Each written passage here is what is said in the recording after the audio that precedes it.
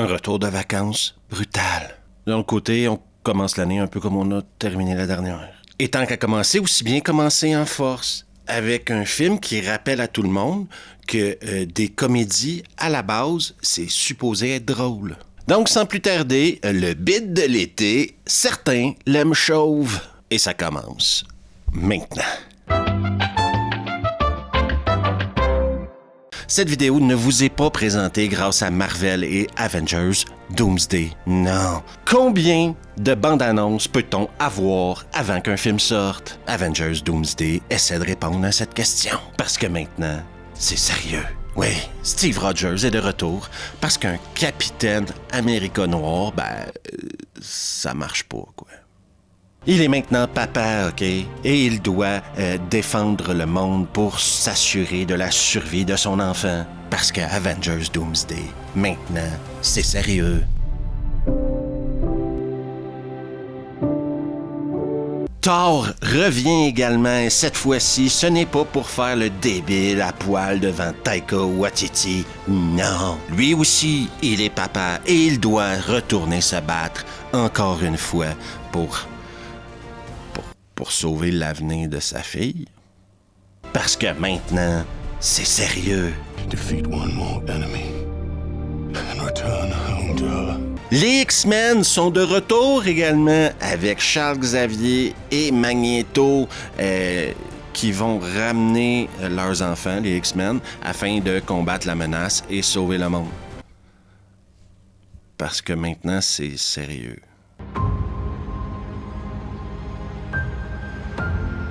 L'événement ciné de 2026 ou 2027.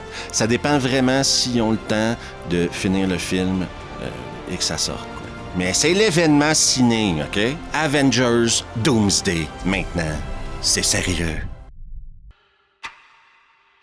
Déjà, je veux souligner à tout le monde que ce film est encore une fois une présentation de TF1, de Canal+, et de UGC. On se posera longtemps la question pourquoi est-ce que UGC a des salles de cinéma si c'est pour les remplir avec des films comme ça. Ce que l'on croit de la vanité résulte souvent d'un complexe d'infériorité. Donc, le film commence par la pire proposition en mariage qu'on n'a jamais vue au cinéma.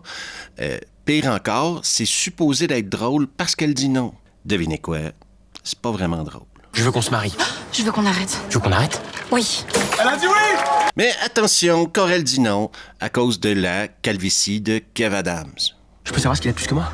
Tes cheveux. Pardon, j'entends pas. Ah bah oui, Kev Adams est dans un rôle de composition ici. Il devra jouer un chauve. On peut dire plusieurs choses de Kev Adams, mais jouer un chauve pour lui, c'est un stretch. Mais inquiétez-vous pas, on va apprendre à travers le film qu'il est capable d'être aussi mauvais en chauve qu'en chevelu. Là, regarde! J'ai pas une plaque! Ouf, 80 minutes de blague de chauve, je vous le dis tout de suite, ça va être chaud. Tiens, un placement de produit pour Leclerc. Moi, je dis, pourquoi pas, hein? Il n'y a pas d'argent sale dans la vie. On prend ce qu'on nous donne. Bonjour. Excusez-moi, je peux vous poser quelques questions. C'est pour les réseaux sociaux du groupe Leclerc. Bien sûr. Il y a également, en début de ce film-là, des blagues de cabri. Parce qu'une chèvre dans un train, c'est drôle, comprenez-vous? C'est drôle si t'as jamais vu de comédie de ta vie. C'est ça. Je vois que ça va mieux. Tu t'es trouvé une copine. Vous êtes mis ensemble, hein? Et c'est à ce moment-là que tu te rends compte qu'à quelque part dans le temps, OK, il y a des gens qui se sont assis pour écrire ce film-là et ils se sont dit, tu sais ce qui serait drôle? Que la chèvre, elle va aux toilettes avec Kev Adams, OK? Puis, à un moment donné, il y a les contrôleurs du train qui rentrent, puis là, il ouvre la porte, puis là, il voit Kev Adams avec les pantalons aux chevilles, puis la chèvre à côté. Ben oui, ça va être drôle parce que c'est comme si les contrôleurs ils pensaient que Kev Adams était en train de fourrer la chèvre dans les toilettes du train. Encore une fois, les blagues de chèvre, c'est pas ce qui va sauver le cinéma. Hein. Alors, c'est pas du tout ce que vous croyez. Afin de se sauver de sa calvitie grimpante, Kev va décider d'aller voir un médecin. Eh oui, 200 € pour se faire dire « T'es en train de devenir chauve. » Dans 6 à 10... Attendez, mais dans 6 mois, Mais j'aurai toujours 30 ans. On passe vite à autre chose parce que son oncle est joué par Michael Youn. D'ailleurs, on peut argumenter que Kev Adams s'en vient un peu trop vieux pour avoir un oncle de l'âge à Michael Youn, mais ça, c'est un détail sur lequel on devra passer par-dessus. Et donc, il va voir Michael Youn, qui lui aussi souffre de calvitie. Quelle tristesse. C'est une pelouse, c'est pas un parking. De toute façon, ça m'intéresse pas. Oh non, mais l'autre, C'est enchaîné par une scène où Michael Youn parle de ses voyages de greffe en Turquie, en Tunisie, et on s'en fout, mais absolument. Hein? 15 minutes, le film est commencé, j'ai déjà la nausée. En plus, on enchaîne ça avec une des pires scènes de métal de l'histoire des scènes de métal dans les films, parce que ici, on a un Michael Youn qui essaie de jouer un de ses personnages métalleux. Tout fan de métal qui regardera cet extrait-là aura la nausée. CO2, et là, paf, il y a un jet qui m'a arraché mon complément capillaire. On se retrouve ensuite dans un centre de soutien pour hommes chauves parce qu'ils vont tout essayer pour essayer de nous faire rire dans ce film-là. Il n'y a pas une blague sur la calvitie qu'ils essaieront pas de faire. Est-ce que ça marche? Non. C'est long. Vous n'êtes plus seul dans la souffrance. Vous faites partie d'un tout. Kev se trouve maintenant un nouveau boulot dans une compagnie d'énergie drink. Et là, ben, c'est ça. Il travaille pour une compagnie d'énergie drink. Pas facile d'être chauve. J'allais donc de plage en plage avec la caravane publicitaire Yellow Shark. On aura également le droit à des blagues de shampoing pour les amateurs d'humour de douche. Assassin! Assassin de cheveux! Il y a beaucoup trop de scènes dans ce film-là qui se passent dans une épicerie ou dans une supérette ou dans un supermarché.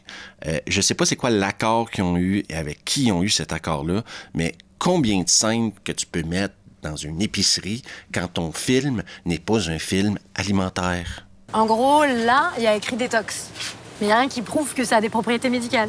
Et comme les décors, ça coûte cher, ben on a une autre scène dans un cabinet médical. Ça, je vous parle de ça parce que dans ce film-là, on va toujours aux 3 ou 4 mêmes endroits. Là.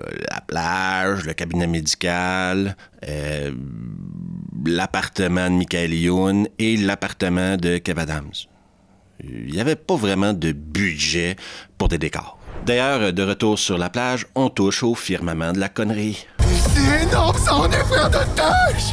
Donc, les scènes passent, se ressemblent et sont désagréables, mais il se retrouve enfin sur une date avec la fille qui faisait des vidéos-reportages plus tôt, qui est son intérêt amoureux dans ce film-là. La fille a un charisme de lampadaire, mais c'est pas grave, elle a un grand avenir qui l'attend si elle continue de faire des films avec Kev Adams et Michael Youn.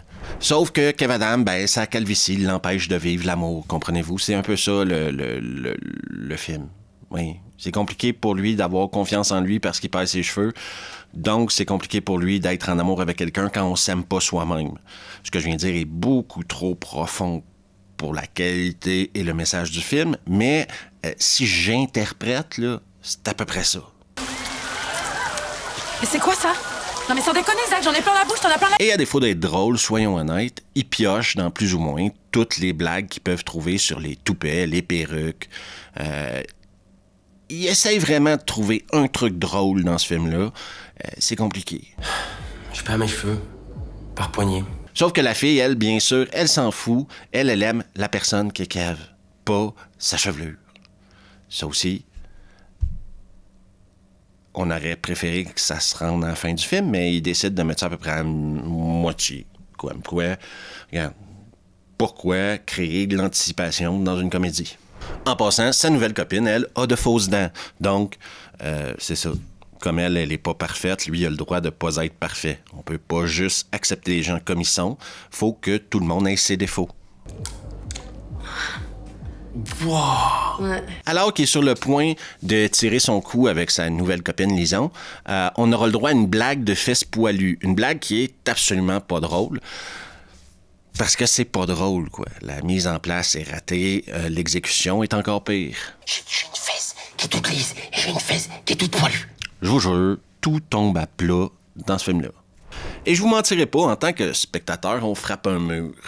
J'avais jamais pensé qu'un film de moins de 80 minutes, pouvait me transporter dans un espace-temps où j'ai le sentiment d'être coincé, de pas voir le temps avancer, quoi.